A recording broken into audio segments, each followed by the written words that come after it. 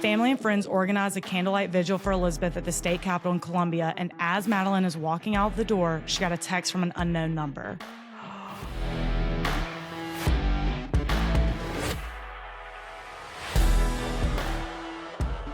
Here we go. Oh. Here we go. Here we go again. Oh my gosh. Y'all, Snoop Dogg remade Lottie Dottie. It's a cover. Oh, is that right? Y'all, everyone stop yelling at us. Who? Oh, I didn't see one comment. What? Maybe you responded quicker. I don't know. I did. We had comments all across the board about how Lottie Dottie is slick, whatever the fuck. I still don't know. Come at her. Come at me. Cash me outside. How about that? Cash me outside. I'm guessing 80s, early 90s. But I'm here to tell you, Snoop Dogg covered it, and that's what I was singing. And you're welcome. Go listen. It's so good. So good. He killed it. So good that it probably should be the original. It's like, that won't be the first Canceled. Today. Yeah. Oh, okay. Let's get into it. I'm amped. Okay. Because once again, it's that pesty Monday night recording. Oh, I know. Let's do it. Well, I did have one more note. So we started posting the Shooting the Shit collections on as an audio file. So now you can listen to it, Apple subscribers and Patreon subscribers, just as you would a bonus episode. This was just something we shot out there in June of us just chatting. There's like casual true crime talk, but we just kind of shoot the shit, as it's called. It's not edited. It's not scripted. We just talk. Yeah. But people seem to want it. So that's, if you didn't see that like Instagram story about it or the poll or whatever, and you see that in your Apple subscriber like list, that's what that is. Mm-hmm. We've only done 2, but we have told a few true crime stories in that. I mean, very casual. Yeah. Okay. Today I'm telling y'all about Elizabeth Shoaf. And y'all are going to comes with a smirk. She's like trying not to smile. Why? What happened? Because y'all are going to at me again. I'm going to be the least favorite twin. Oh, wait, let me know. Let us know. Do you have a favorite? In 11 episodes at this point? Surely you have a favorite. Yeah. So let us know. Please don't. Sources: NBCnews.com, thestate.com, AETV.com, and WLTX.com. Elizabeth Shoaf was born on October 3rd, 1991 in Lugoff, South Carolina. I think it's Lugoff. It's Lugoff. Oh, yeah. I kept saying Lugoff in my head, but I was like, there's no way. Maybe. Lugoff is a small town about 30 miles northeast of Columbia in Kershaw County, South Carolina. In 2006, Elizabeth had just started her freshman year of high school. She had her very first boyfriend named Nathan. She was very excited about both of these things. On September 6, 2006, 14-year-old Elizabeth got off the school bus, as she did every single day. She started walking home, which is only about 200 feet away from where the bus drops off. Her parents, Madeline and Don, had a rule for after school. Elizabeth and her 12-year-old brother, Donnie, who also rode the bus home but was in middle school, so it was a different bus, they were supposed to walk straight home, lock the doors, and do homework until Madeline got home from work. I think, I do feel like I know this. Okay, keep going. Madeline always called the house from work to make sure they were home and everything was good. But this time when she called, Donnie answered and said Elizabeth wasn't home yet. Madeline was immediately concerned because Elizabeth was always home by this time, and she was particularly eager to get home on this day because her aunt was coming over to cut her hair, and she was amped about that. Madeline and Don, her dad, rush home from work and start calling Elizabeth's friends to see if they knew where she was and to see if she even got on the bus. 2 of her friends confirmed that, yes, she was on the bus, and they all got off at their normal stop right in front of Elizabeth's driveway. As they were walking down the street, one of the other kids' older brother pulled up in his car and asked if everyone wanted to ride home, to which everyone except Elizabeth said yes, because I think her driveway's right there. Yeah. So they all got in this guy's car, and Elizabeth carried on walking by herself down her driveway, which is essentially a dirt road. This is very rural. Yeah. So now Madeline and Don are panicking, and they call the police. obviously being 14 years old, what did they say? Run away. All together, run away.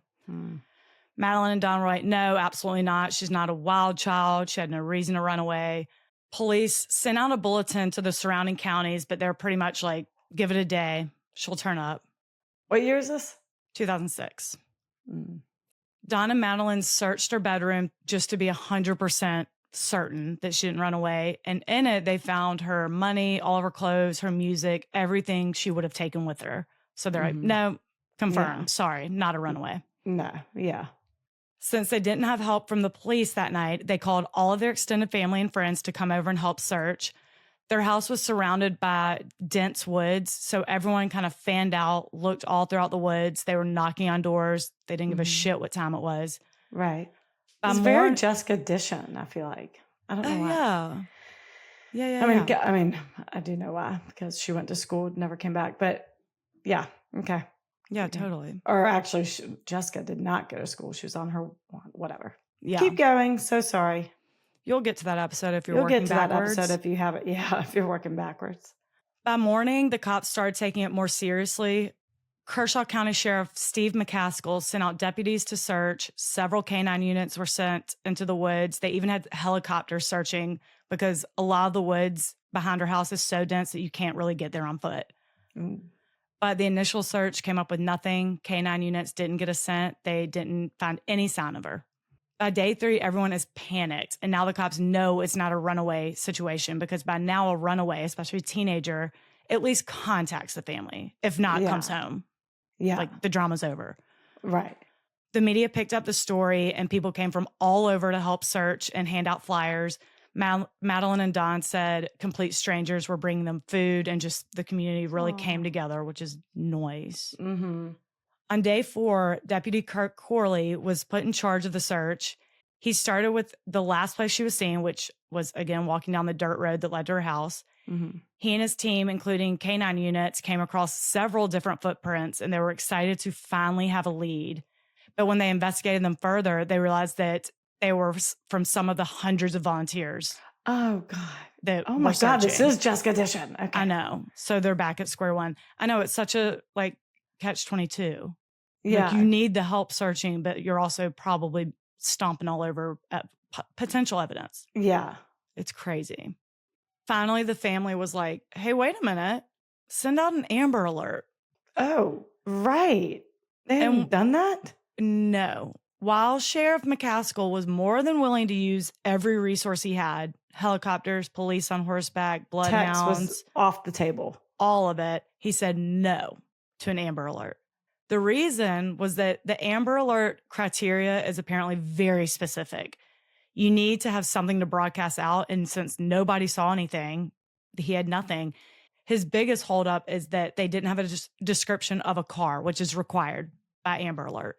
I do notice they always have a car description. Yeah. Nor did he have a description of the person who may have abducted her. So he just said no. Wow. And he didn't tell the parents this, but at this point, she'd been missing for 6 days, and he knew it was likely too late for an Amber Alert anyway. Oh, that's sad. Oh, yeah. Ouch. The reason they have... I went to their website because I was like, oh. Because I think it's also at the discretion of the law enforcement agency who's, signed up for that program. Yeah. You don't have to, send it for approval and wait. You can use it. The reason they have such a strict criteria for Amber Alerts is so it doesn't get overused and then lose effectiveness. I figured that makes sense. They really specify that it's for abducted children. So they don't want law enforcement using it for every case that ends up being a runaway because people just stop paying attention. So I get the guidelines, but if it was my kid, I would not get the guidelines. Right. You know? He got a ton of pushback from the entire community, but he would not budge. Apparently he's a big rule follower, this one. Meanwhile, Don and Madeline never stopped searching. Don said he'd be on his four-wheeler scouring the entire town until it was too dark to see. He looked in woods, ditches, abandoned houses, everywhere. A week after her disappearance, family and friends organized a candlelight vigil for Elizabeth at the state capitol in Columbia, which is, again, 30 miles away. As Madeline was walking out of the door to head there, she got a text from an unknown number. Oh, my God. The text said, Hey, Mom, it's Lizzie. I'm in a hole in the ground near Charm Hill. It's near that dirt road where those big trucks go. Get the police because he has a bomb. So Madeline and Don are in complete shock and hysterics. I don't know this then. You don't? I really thought the homework thing locked the door until really, that really threw me off. That may be a Reddit story that I heard. So there is, in my research, I found there is a Dateline on it. I didn't watch it. I do not know which one. Every time we mention that there's a Dateline, people are like, tell us what season and what episode. I have no idea. Google does, though. Yeah. I think I usually, if I miss a Dateline or there's a Dateline on it, I Google that shit. I know. I just, I like to try to not to use Dateline, but there is one. There's one. So, they're completely shocked. Charm Hill, where Elizabeth said she was, is a big piece of private property owned by a chalk mining company, and it is right across the street from their house. But it's huge. It's like 265 acres. Some of it's very dense, so they have a lot to comb through. They call the police, and Sheriff McCaskill's first thought is that someone's playing a prank. We know there's some sick pieces of shit out there. Mm-hmm. Elizabeth's mom, Madeline, was confident that was not it. She said no one really had her number, and no one called her Lizzie. Only her mom called her Lizzie. Yeah. So, and like people usually wouldn't have known that. It was like just a family thing. Yeah. Like how we call you Rocky? Uh-huh. Okay. Like kind of how we call you Queef. You know, like Mimi and everyone in the family calls you Queef. I don't think it's almost like that. Most people don't know that, but a lot of people do. So that would be sus. Oh my God. So Sheriff McCaskill's skeptical, but obviously they immediately start searching that property, even though by now it's pitch black dark. Oh my God. As they do that, US Marshals start tracing the number from the text. Oh my God. This is so exciting. Oh my God. You have no idea. Investigators search all night, but find nothing. The US Marshals finally traced the phone number. And when Sheriff McCaskill learned who it was registered to, he knew it was not someone fucking with the family. It traced back to 36-year-old Vincent Filliot, a wanted man who had been on the run for a year. They knew all about this piece of shit. Oh my God. So now I'm going to tell you all about him. Vincent. Oh, please. He grew up in Florence, South Carolina. His dad died of alcohol poisoning when he was just 1 year old. Oh. He was a Boy Scout and by his account had a pretty normal childhood. But he did start drinking when he was 14 and ended up dropping out of high school. His mom remarried a man who abused drugs. And as the state.com noted, he also liked to cross-dress. The stepdad. Okay. Cross-dressing aside, do you? That's not a normal childhood. I know. Your dad dies of alcohol poisoning and then your mom marries a drug addict. I mean, it's not good. He said nothing like that traumatic that's happened that would trigger his future. Yeah. I mean, a lot of kids go through shit and don't end up keeping girls in holes. But right. As an adult, Vincent lost his job in construction due to his alcoholism. And apparently he even had brain damage due to alcohol abuse. Ooh. It's a lot. Yeah. Here's why he's wanted. And it's disgusting. Oh my God. He was living with his girlfriend, Cindy Hall, and her 3 kids, one of whom was an 11-year-old daughter named Amber. Okay. He started abusing Amber with the help of her piece of shit mom, who would give her Benadryl every night to assist with the abuse. I cannot fathom. Sorry, I should have trigger warning. This whole thing's she's okay. She's okay. After a while of that torture, Amber finally told her teacher, who obviously reported it. And that's when Vincent ran and started hiding from police. Amber and where's the piece of shit mom? Well, we don't worry. You learn that she's still a piece of shit. So. Oh, I wish she was dead. Nope. Well, I don't know now. Amber and her siblings ended up all going into foster care. Mm-hmm. Sad. So when they realized that he is the one who had Elizabeth, their confidence in the outcome was shot. With his record of alcohol and drug abuse, followed by what he did to Amber, and now he's kidnapped another girl, it was clear he was escalating, and they were confident he was capable of murder. So their search really heats up. I mean, it was already really intense, but now they're like, shit, we got to find her. They get a search warrant and rush over to his trailer where he was still living with Cindy, which is, by the way, the same exact neighborhood as Elizabeth. Of course, Vincent isn't there. He seems to never be there when law enforcement shows up. It's so weird. It's so weird. But they search every inch of his place and they find massive amounts of porn, but no Elizabeth. When they go into the bedroom and move a mattress that was on the floor, sorry, you caught me off guard doing that. Under it is a makeshift door. They open the door and it's a big hole that goes into the ground. It's literally a bunker. Oh my God. Vincent terrifying. I know. Vincent had clearly been hiding in it every time they showed up because there was stuff in it. It was very well equipped. Then they go in the back. No one's in there though. They go in the backyard and find another bunker.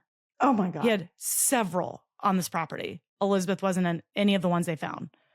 But now it makes sense how he's been able to evade police for so long. He's like living in these. Sorry, I was just envisioning him living it. Oh, it's just such a... Okay, sorry. Gross. Where the fuck's Elizabeth? Right. Meanwhile, Madeline and Dawn are just at home waiting, and 2 days go by since they got that text message. They're watching the local news, and it's covering Elizabeth's disappearance. It has for the past week. The public doesn't know about this, I assume? No. But the news has been covering the missing child the whole time. But all of a sudden, a picture of the text message and a picture of Vincent pops up with all the details. And they are furious. Yeah. Why would police leak that information? If Vincent's watching it, he could very well get spooked and kill her. Yeah. Sheriff McCaskill said he did it so Vincent knew that they knew he was responsible. It was worth taking the risk. If he was going to kill her, he could have killed her any time. That's what he said. Whoa. Wow. Furious if I'm the parents. Right. Well, he's like, no, the reason I did it was because of this. I'm like, yeah, I know that. And that's why we're pissed at you. We don't care why you did it. And that text was sent 2 days ago. Now it's on the news and they never got another text. Like for all that did it. Yeah. There it was. Now she wasn't murdered, but now she is. Yeah. So now they're like, great. The next morning, just after sunrise, they continue their search of this massive property.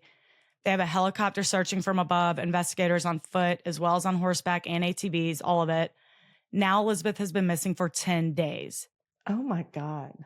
Captain David Tomley starts making his way into the thickest part of the woods. It's really hard to access by foot, but he's just going for it. And he doesn't tell the family this, but he's looking for a body. It's a recovery. It's not a rescue. Just as he starts trekking through, he hears someone screaming for help. He runs towards it and sees Elizabeth standing there. Chills. He runs as fast as he could towards her, total shock that she's alive. He grabs her and tells her that they've been looking for her everywhere. They put her in an ambulance, and one of the officers runs up to Elizabeth's house where Madeline met him outside. Don was asleep because he had been searching all night. He had just gotten home, so he fell right asleep. The officer tells her that they got her and she's alive. Madeline said the second he said it, her whole life started again. Her heart started beating again. Oh my God. Oh my God. I can't believe I said it without crying. When I read that, I cried. There are a few things in my next story I cried about, but I'm more pissed off than anything else. Do you know what I mean? Totally. Don and Madeline haul ass to the hospital. Elizabeth is physically okay. No life-threatening injuries, but holy shit, here's what happened. Oh, no, God. Well, I'm not going to go into certain details. I don't know if I want you to go through any of them, but okay. No, she is a badass badass. Girl. Okay. You just hold on to your effing hat. Elizabeth got off the school bus that day, and just as her friend said, all the other kids accepted a ride from that guy. And as she was walking up her driveway, Vincent appeared out of the woods wearing camouflage and flashed a sheriff's badge saying he needed to speak with her. Fuck you. When she walked up to him, he immediately handcuffed her and said she was under arrest for marijuana. She's like, what the fuck are you talking about? Then he put something around her neck and said it was a bomb. If she ran, he'd detonate it. He starts walking her through the dense woods and asking her a bunch of questions like if she has a cell phone with her, if she's a virgin. And obviously by now she's like, oh shit, this is not a cop. They walked for about an hour and he's just like doing circles, a bunch of turns, just trying to disorient her. So she couldn't figure out where they were going or where they were. When they stopped, she said he picked up a piece of ground that turned out to be a door. It was very well camouflaged. Oh my God. He opened it and there was a ladder and he told her to crawl down there. It was a 48 square foot bunker, 6 feet deep. Oh. She climbed down and he followed her. He turned on a battery powered light and chained her to a beam by her neck. She's literally chained up like a dog. My God. Which is cruel for a dog, cruel for anything. Right. You can guess what happened next. I won't get into all that. The bunker was equipped with food, water, a bucket for a toilet, a hot plate, everything they needed to survive there for weeks. Oh my God, a nightmare. There was also a bunch of porn and some contraptions that he said were booby traps. And if she tried to escape, a bomb would go off and kill her. He also had a battery-powered TV where they would watch the news coverage of her disappearance, to which he'd be like, they're never going to find you, and just kind of make light of it and taunt her. You. She even saw the reports about the sheriff saying no to the Amber Alert, and she was pissed. Sure. Can you imagine? You saw that in real time, and you're like, no, it's not a runaway. Send the fucking text. I mean, honestly, though, who are people supposed to be on the lookout for? She's literally in a hole. I cannot. Oh, God. The day after she was kidnapped, she heard the rescue efforts. She heard the helicopters, horses, canine, all of it. She even saw shadows in the crack of people walking by the door. So she was like, was he in there with her? Yeah. So she could see people literally walking on top of the bunker and was like, holy shit, they're about to rescue me. That was day 2. Yeah. So sad. See them just walk right by. Oh. They later found out that the footsteps she was seeing were of the volunteers, not the deputies, who maybe would have realized that that was a door. Oh, God. But probably not if he's been running from police. Yeah. I mean, maybe not, but maybe they're trained to notice, like, if you step on Or the canine. Yeah. If you step on soil and then all of a sudden you're stepping on what's clearly a wood material, you're like, wait, that feels weird. Yeah. On day 5, she didn't hear much of the rescue efforts anymore and started realizing that she was likely going to die down there if she didn't do something. So she's in survival mode, being like, how can I get out of here? Mm-hmm. At one point, Vincent was sleeping and had his pistol next to him. So she grabbed it, put it up to his head, and pulled the trigger. But it jammed. Stop. Nothing happened. And she was scared to unjam it because it would probably wake him up. So she just started crying and put the gun down and gave up. But thank God it didn't go off because it ended up being a pellet gun. It would not have killed him. And who knows what would have happened if he woke up. Oh, my God. After that, yeah, I do know. Yeah. After that, she came up with a new idea, and it is so effing badass. Oh, my God. And so brave, considering she's only 14 years old. She is brilliant. Okay. Tell me everything. He had been telling her that he was in love with her. Gross. Oh, God. So she decided to go with that angle. She told him that she was in love with him too. She started using terms of endearment, calling him baby, things like that. Really playing up that she was into this now and she did not want to be rescued. God, she is smart. This worked like a charm. He's the definition of a loser, and he's such a little twerp. I cannot wait for you to see him. Oh, my God. I was picturing big fat guy. I don't know why. He weighs 85 pounds, and he is just gross. Ew. He's a twerp. What a loser. I think now we would know that is a really good strategy, and it's because of people like her. Oh, I know. Like in 2006 at 14, you didn't know. You're just winging it. No. And you're a genius, Elizabeth. That's right. So thank God she's by far the smartest person in this bunker, because this works. The sweet talk works. Before this, he was threatening her, saying they're never going to find her, just being a piece of shit. And now he was being really sweet to her, just acting like they're dating. Yeah. While she's tied up by the neck. Yeah. Also, well, interesting you say that, because with this seemingly now mutual relationship, he started to trust her.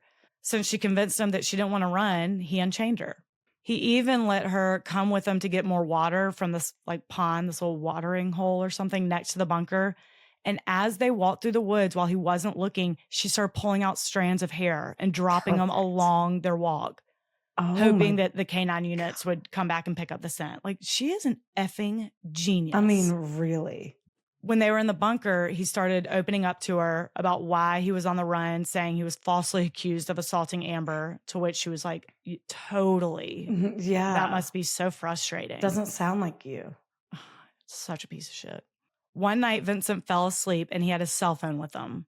They're 6 feet down, so there was no service, but she decided she had to try. Mm. She texted her mom and it failed. She tried over and over. Each one said failed to send. She did this for 3 nights in a row after he fell asleep. Oh. Every single time it said failed to send. One of the times she was mid-text and Vincent woke up and called her. She quickly opened a game and he was like, what are you doing? And she told him she was bored, so she started playing a game. He freaked out and she was like, there's no signal down here. I can't contact anyone. Look, and like showed him. And he said, okay, that's fine. And went back to sleep. Oh my God. Jesus. Pulled then up she Snake tried real fast. Oh, yeah. Then she tried one more time. This time she drafted the text to her mom and then very quietly crawled up the ladder and stuck just her arm out the door and hit send. She pulled it back in and it said failed to send. Oh. So she officially gave up. She just had to figure something else out. The next day, day 9 of being in this bunker, they heard the helicopters again. They hadn't heard them in days. So Vincent's very nervous. And he's like, what the hell is going on? He turned on the TV and there it was, his face plastered all over the 11 o'clock news saying that the mom of the missing 14-year-old got a text message. They were both stunned and Vincent was pissed.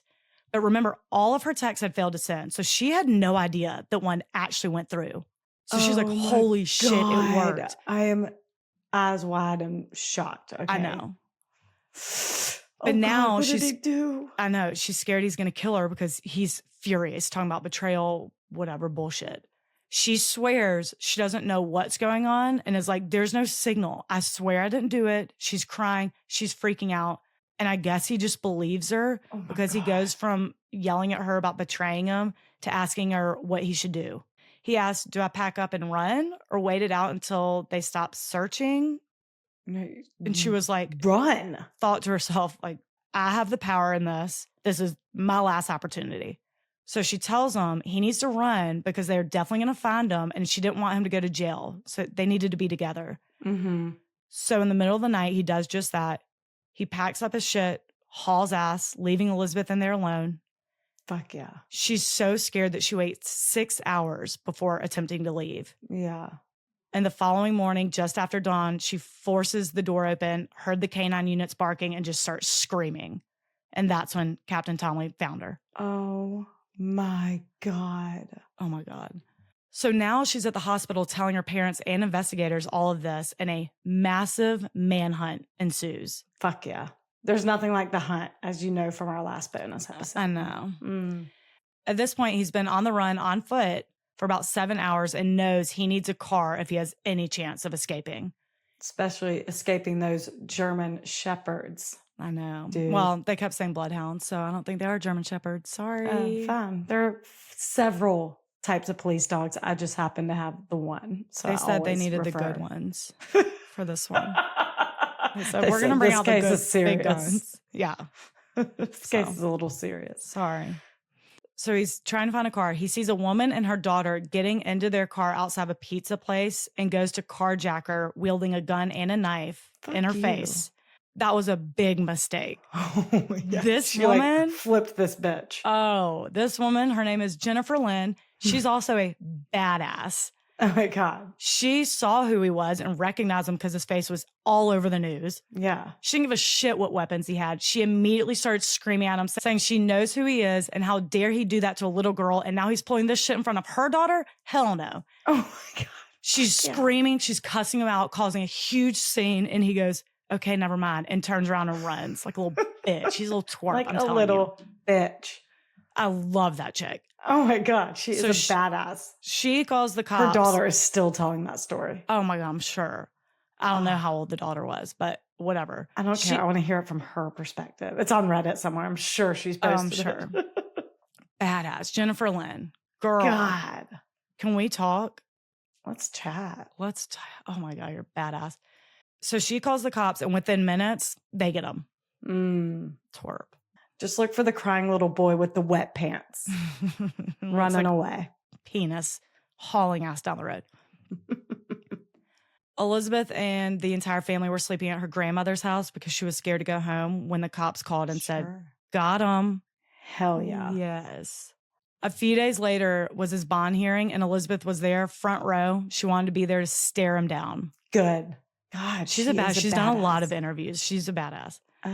He was charged with kidnapping, 10 counts of first-degree criminal sexual assault, 2 counts of second-degree sexual assault, attempted armed robbery, impersonating a police officer, and possession of explosives because the bomb squad scoured the bunker and the bombs were real. The homemade bombs were real. They said they weren't sophisticated, but it definitely would have detonated and killed her.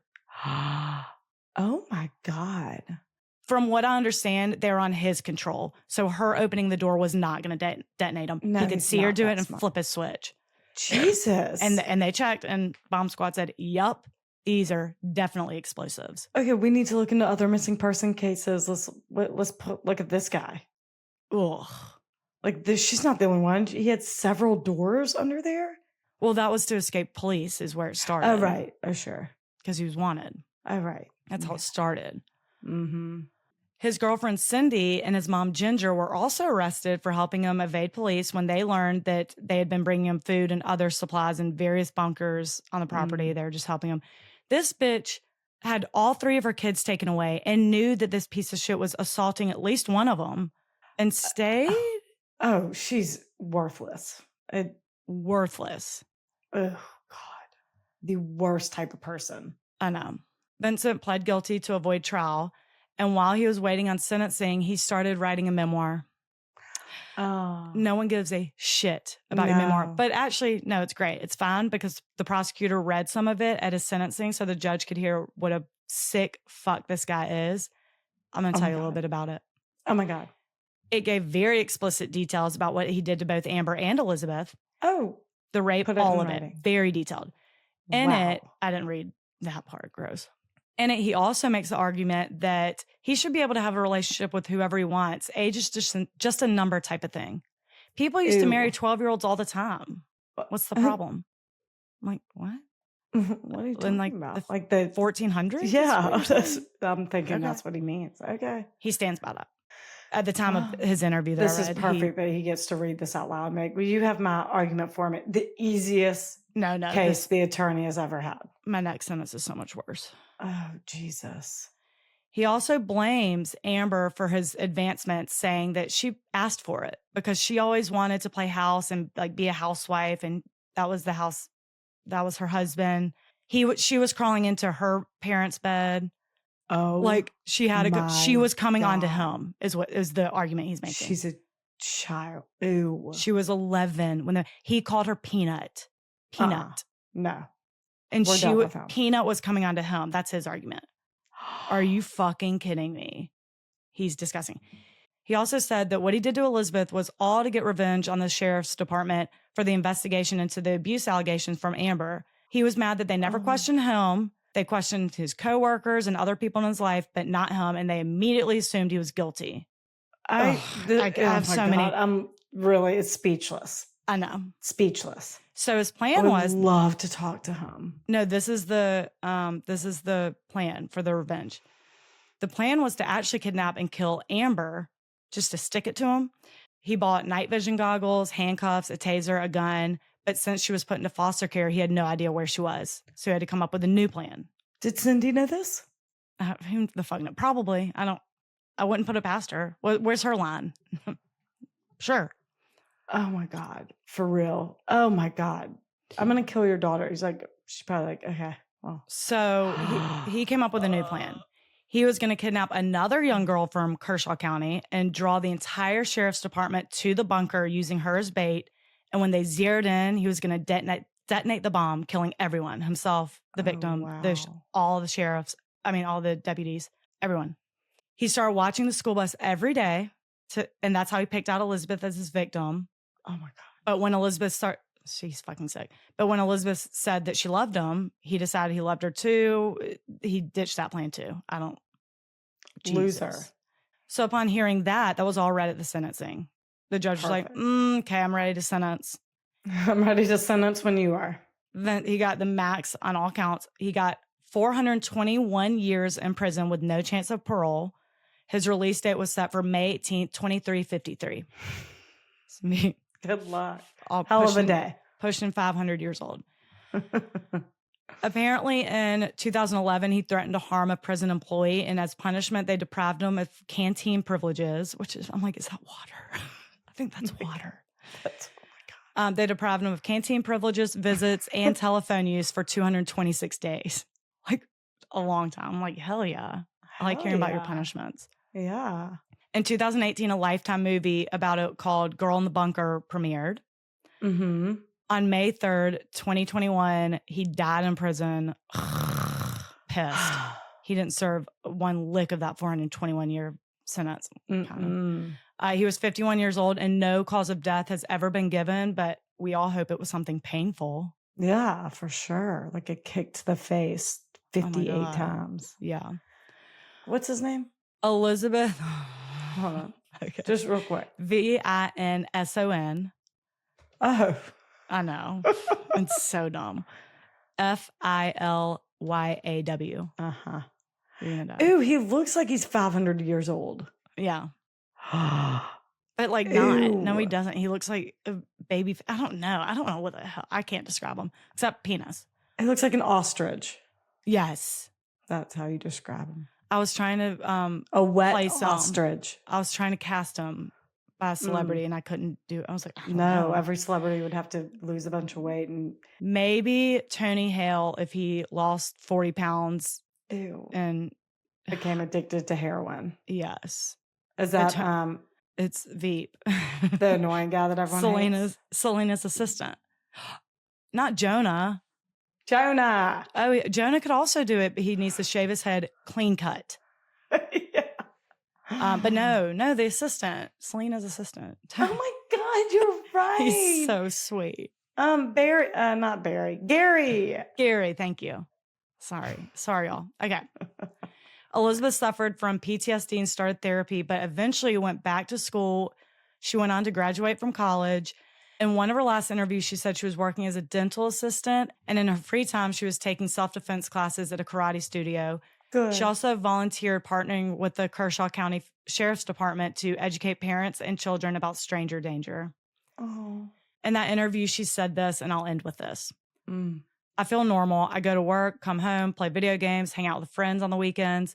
It helps me not to think about it and feel like I'm living a normal life. You can be a survivor just like I am. It simply takes faith. It takes talking to someone and encouragement that it's not the end of the world. Oh, and God, she is a badass. Badass story of Elizabeth Shoaf. Elizabeth. Holy shit. Holy shit is right. Patrons: Nicole, Allie, Elizabeth, Jen, Adriana, AG, Tara, Elizabeth, Sarah. Y'all. Thank you. Thanks. Thanks for joining. Y'all rock.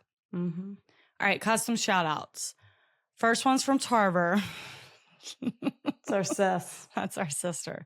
Mm-hmm. Ware Sanders, you're the worst. Even the president's son thinks so. See you next Tuesday. I love. We know. Okay, to be clear, first of all, she's not talking about Hunter Biden thinking she's the worst. It's a different president of a different thing. I was like, what? Sure. And we got the backstory, and it's all in good fun. But we do have one. We do have one coming that I don't think is in good fun, and I love it. Oh, no, one of your other ones right now? No. Oh, there were a few ahead of her. These are first come, first serve, peeps. Oh, I know. The next one, Kim Menninger. That's Meninger. You don't need to be spelling people's last names. It's fine. Oh, well, no, I have to because there's some LinkedIn and stuff. Okay. Kim Menninger is a career and leadership coach who's on a mission to make it easier to be a human at work. Oh, well, I love this. Love this. Good start. She's passionate about empowering women with imposter syndrome and self-doubt to feel more confident at work. Connect with her on LinkedIn. It's Kim Menninger. It's Kim Meninger. I hope I'm saying that right. I think I am. Or follow her on Instagram, kim.menninger. Kim, I need to talk to you real quick. For tips on how to grow your confidence and overcome self-doubt. Yeah, reach out. Wow. The last one's from Elizabeth, and it's I swear she wrote it. It's a humble brag, but it's just so sweet. And I was like, oh, that made me tear up. You two wonderful ladies are my shout out. I'm a single mom of 4, and I don't do much for myself but work and take care of my kids. But the joy I take from your banter and how you guys tell a story, I had to go to the top tier. I save a little each month so I can be part of your community. When I listen, I truly feel like I'm with friends. You're truly the best true crime podcast out there, and I tell all my friends who love true crime podcasts about you two. I hope you grow bigger over the years. Thank you so much, Elizabeth. That was so nice. A single mom of 4? No, she needs it for free. I know. Oh my God. I don't want you to have to pay for this. I know. You're the best. That is actually something I have looked into, like gifting subscriptions. Apparently that is not a feature that Patreon has, or it wasn't. There's no, and if they like the payment doesn't go through, they take the little code away. So you get, like, I don't know how you would be able to do otherwise that. we would give it to you for free. I'll look into it again, but I have looked at gifting Patreon subscriptions, and they were like, it was like on their support. That must be a frequently asked question of like, there's no way to gift anything now. You don't have to. I know, thank you. You don't have to be a patron if we can't figure it out. I know. You can save the $8 and we'll just email you the raw file. You'll have hours of God. Stupid shit to listen to. It would be a really good way to lose you as a listener. if that were our goal. Elizabeth, that was so sweet. Thank you so much. I want to do something for you. Thank you. I know. You rock. Tell your kids hi. You're rocking it. Yeah. And y'all all rock. You all do. Every last one of you. Thank y'all so much for listening. Thank you. You are the best. Vincent. I'm sorry. I keep putting a T at the end of it. It's not Vincent. It's Vincent. Vinson.